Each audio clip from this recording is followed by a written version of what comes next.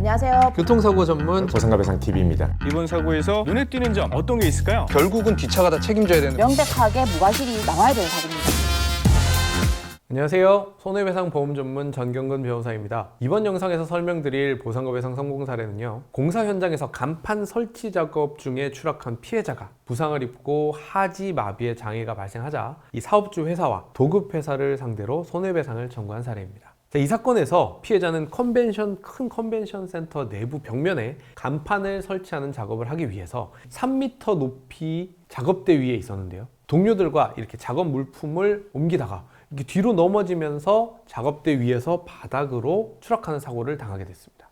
이 안전 규정에 따르면요, 높은 작업대에는 추락 안전사고를 예방할 수 있는 추락 방지망이나 안전난간을 설치해야 되는데요. 당시 작업 현장에서는 그런 안전장치가 전혀 없었던 상태였습니다. 결국 피해자는 추락 이후에 이 척추가 골절되는 큰 부상을 입게 됐고요. 신경을 다쳐서 하지 마비, 하반신 마비 장애가 발생하게 되었습니다. 피해자는 산재보험을 통해서 근로복지공단이 지급하는 휴업급여와 장애급여를 다 받았지만 초과 손해를 받기 위해서 피해자를 고용한 사업주 회사와 그리고 현장을 관리감독한 도급회사를 상대로 손해배상 소송을 제기하게 되었습니다.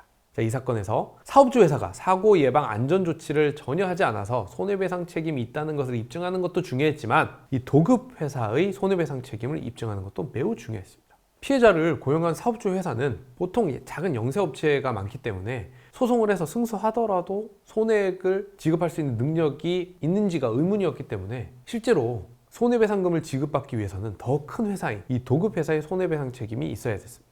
문제는 원칙적으로 이 도급회사의 경우에는 일을 맡기는 업체에 불과하기 때문에 하도급 업체의 잘못에 대해서 책임을 전혀 지지 않는다는 것이었습니다. 다만 예외적으로 도급회사가 구체적인 공사 일정과 내용에 대해서 지휘와 감독을 했을 경우에만 사업주 회사와 함께 손해배상 책임을 지게 되는데, 이 사건에서 도급회사가 현장에서 구체적인 지휘와 감독을 했다는 것을 입증하는 것이 아주 까다로운 상황이었습니다. 저희 보상가배상은 당시 작업 현장의 안전조치가 제대로 이루어지지 않아서 추락사고가 발생했다는 점을 입증했습니다. 사고 당시 작업 현장 사진과 관련자들의 이 진술서 등을 기초로 해서요, 이 추락사고를 예방할 추락 방지망이나 안전난간도 전혀 설치되어 있지 않았고, 또 현장의 바닥도 되게 정리되지 않고 어지러운 상태여서 위험한 물건들이 있었다는 것을 밝혀냈습니다.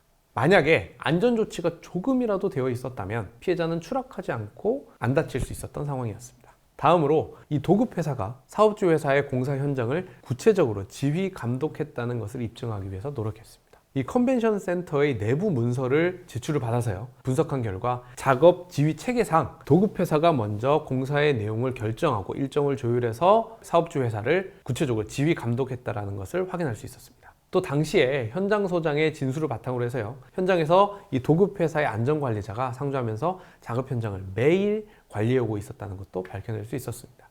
재판부에서는 위와 같은 보상가배상의 주장을 보고요, 이 추락 사고가 작업 현장의 안전조치가 제대로 되어 있지 않아서 발생했다는 것을 인정하고, 또 피해자를 고용한 사업주 회사의 손해배상 책임을 인정했고, 또 도급회사 역시 작업 현장에서 공사의 내용과 일정을 직접 지휘 감독하고 있었기 때문에 함께 손해배상 책임을 져야 한다고 판결했습니다.